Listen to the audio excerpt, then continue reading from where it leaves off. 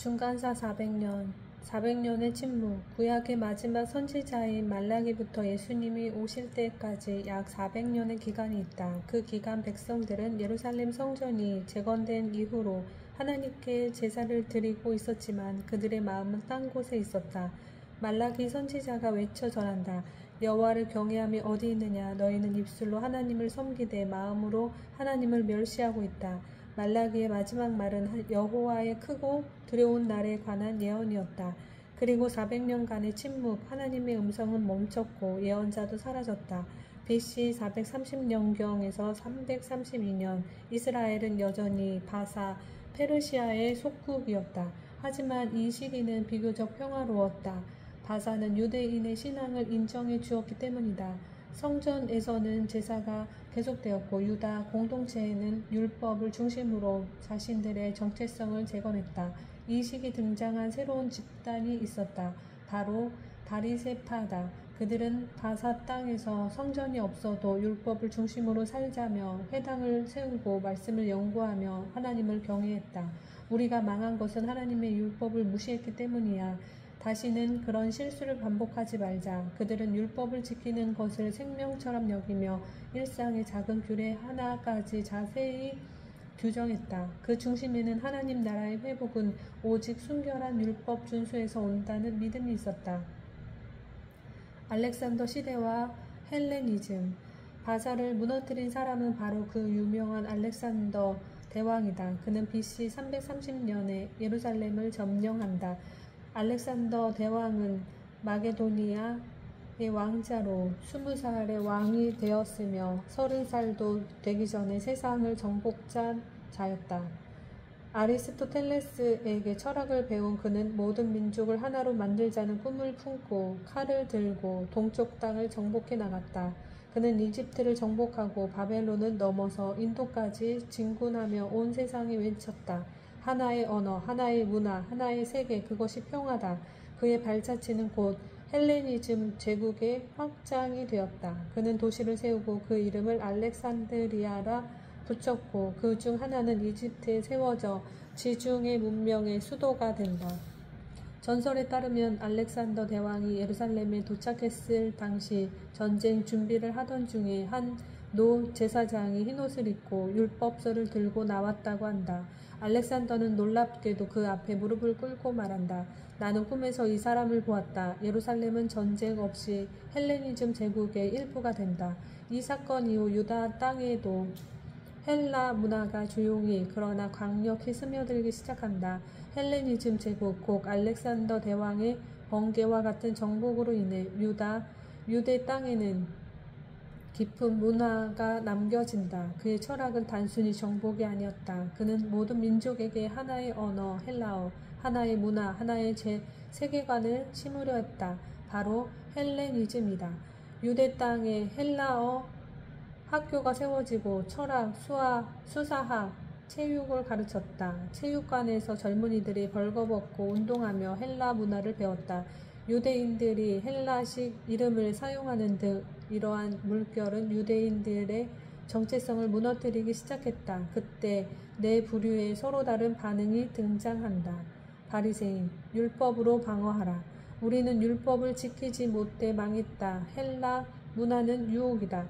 바리새인은 율법을 더욱 촘촘하게 해석했고 장로들의 유전, 전통으로 물타리를 만들었다. 회당 중심의 신앙 운동을 이끌었고 부활과 천사, 영혼의 불멸도 믿었다. 사두개인, 현실에 타협하라. 제사장 가문 중심의 사두개인은 헬라 문화와 정치에 능숙히 협력했다. 성전에서 로마와 헬라 세력과 협력해 돈을 벌었고 헬라 철학과 유물론의 영향을 받아 영혼, 부활, 천사를 부정했다. 이 땅에서는 안정과 권력이 제일 중요하다고 믿었다. 에세네파, 광야로 피하라.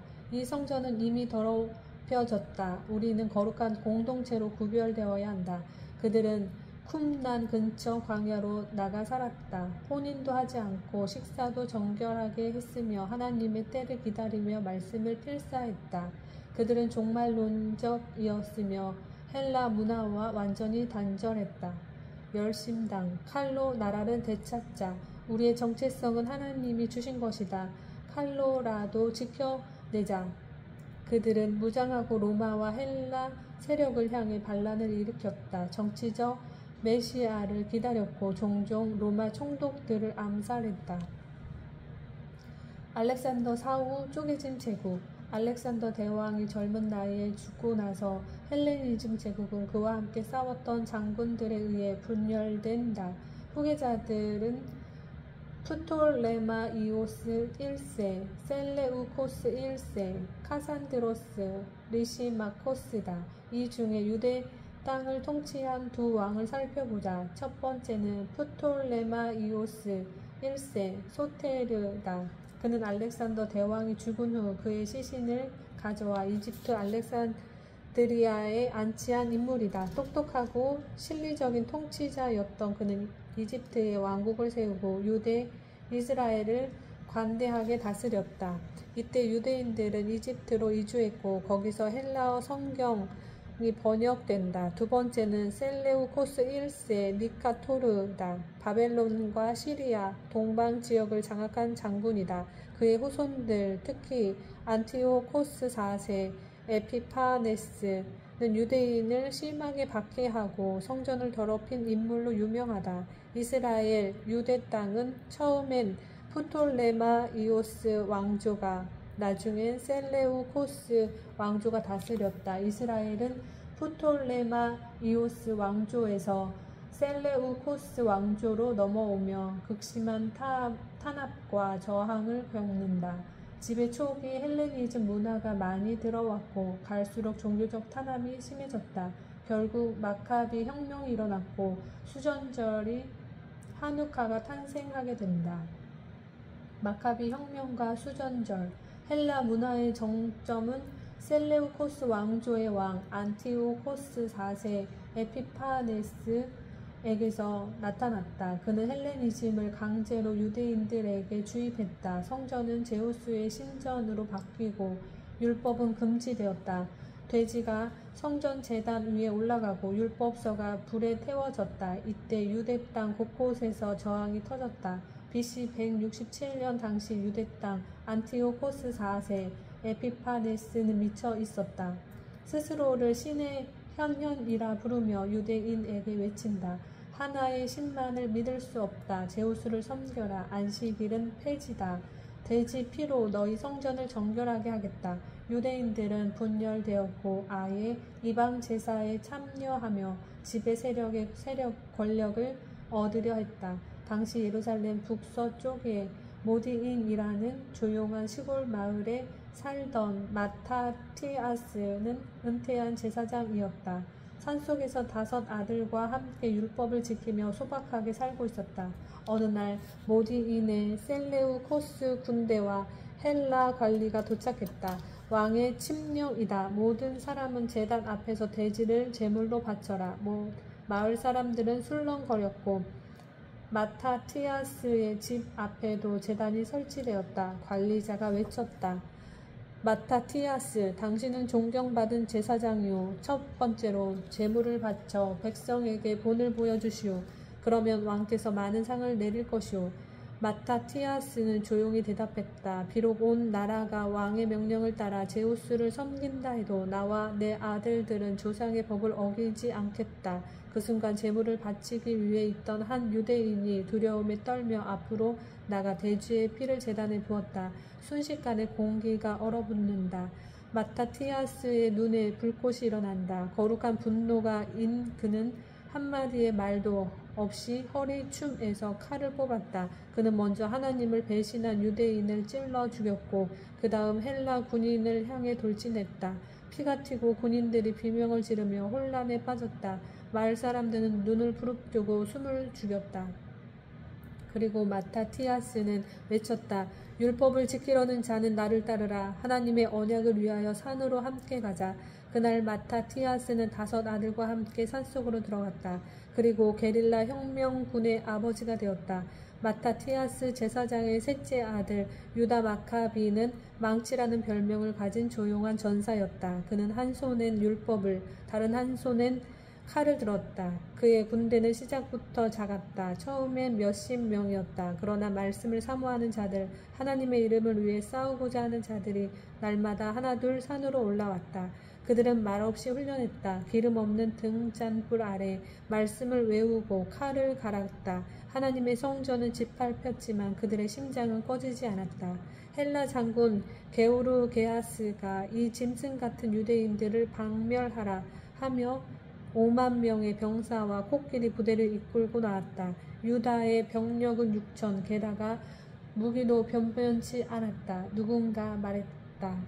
우리가 싸워 이길 수 있을까요? 망치 유다 마카비는 조용히 대답했다. 전쟁은 군사수에 있지 않다. 전쟁은 하나님께 속한 것이다. 이는 다윗이 한 말과 비슷했다. 유다는 자신의 병사들을 이끌고 밤중에 적진으로 갔다. 그리고 헬라군이 자기들을 치기 위해 떠난 틈을 타서 그들의 진영을 역습했다. 화염이 치솟고 헬라 군인들은 도망쳤다. 유다는 그 전투에서 완전한 승리를 거두었다. 몇 달 후 유다는 예루살렘으로 진군했다. 도시는 침묵하고 있었고 성전은 폐허가 되어 있었다. 제단 위엔 제우스 상이 서 있었고 바닥엔 돼지의 핏자국이 마르지 않은 채 남아 있었다. 유다는 안타까워 무릎을 꿇고 하나님께 간절히 기도했다. 하나님, 이 성소를 다시 거룩하게 하소서. 이 땅의 빛이 꺼지지 않게 하소서. 그들은 폐허를 치우고 새로 제단을 만들고 성소의 등불을 다시 밝혔다. 기름은 단 하루치뿐이었다. 그러나 그 등불은 기적처럼 8일 동안 꺼지지 않았다. 이것은 단지 전쟁의 승리가 아니었다. 신앙의 등불이 다시 타오른 사건이었다. 그들은 거룩한 회복했고 하나님의 이름을 다시 성전 안에 세웠다. 마카비 전쟁은 BC 142년까지 이어졌고 유다는 군사를 모으고 기적 같은 전투에서 셀레우코스 군대를 물리치며 성전을 되찾았다. 그리하여 BC 164년 성전이 다시 정결하게 되고 그날부터 수전절 하누카이 시작되었다. 8일 동안 꺼지지 않는 등불은 400년 침묵 속에 하나님의 불씨가 꺼지지 않았음을 보여주는 표적이었다. 마카비 전쟁 후 세워진 하스모니아 왕조. 마카비 전쟁의 승리 이후 마카비 가문은 하스모니안 왕조를 세웠다. 하지만 왕과 제사장이 겸비되면서 권력 다툼이 일어나고 바리새인과 사두개인의 정치적 갈등이 본격화되었다. 사두개인은 하스모니안 왕조 편에 섰고 바리새인은 반대로 율법에 따라 다스리라고 외쳤다. 이 혼란 속에 로마가 개입한다. 로마의 등장과 헤롯 대왕. 로마 장군 폼페이우스가 예루살렘 성전에 들어와 성소를 짓밟고 BC 63년에 하스모니안 왕조는 끝이 난다. 로마는 헤롯을 꼭두각시 왕으로 세웠다. 헤롯은 헬라 로마 문화에 완전히 물든 자였다. 그는 예루살렘 성전을 웅장하게 재건하고 로마에 충성하며 자신의 왕권을 위하여서 아내와 두 아들도 죽였다. 이런 헤롯이었기에 동방박사에게 유대인의 왕이 태어난다는 소식을 듣고는 2살 이하 남자아이들의 몰살을 지시하는 것도 가능했던 것 같다. BC 4년에 헤롯 대왕이 후계자 문제를 제대로 해결하지 못하고 죽자 그의 아내들과 아들들은 로마 황제에게 가서 왕위를 달라고 요청한다. 결국 로마의 황제인 아우구스투스는 헤롯의 아들 중 3명, 즉 헤롯 아켈라오, 헤롯 안티바, 헤롯 빌립 2세를 분봉 왕으로 임명하고 헤롯 대왕이 다스리던 땅을 나누어 준다. 유대 지역은 잔인한 왕 아켈라오가 통치하게 된다. 참고로 한 민족 전체를 다스리면 민족 왕이라 하고 영토의 4분의 1 정도를 다스리면 분봉 왕이라 한다. 40년간 하나님이 하신 일. 400년간 하나님이 하신 일. 400년간 하나님의 직접적인 계시는 없었지만 하나님은 침묵하지 않으셨다. 모든 것이 준비되었다. 헬라어는 복음을 전하기 위한 공통어가 되었고 로마로 통하는 도로는 선교 여행의 길이 되었고 회당은 예수님의 복음을 들을 수 있는 공간이 되었고, 종파들은 사람들의 갈증을 키워 메시아를 기다리게 했다.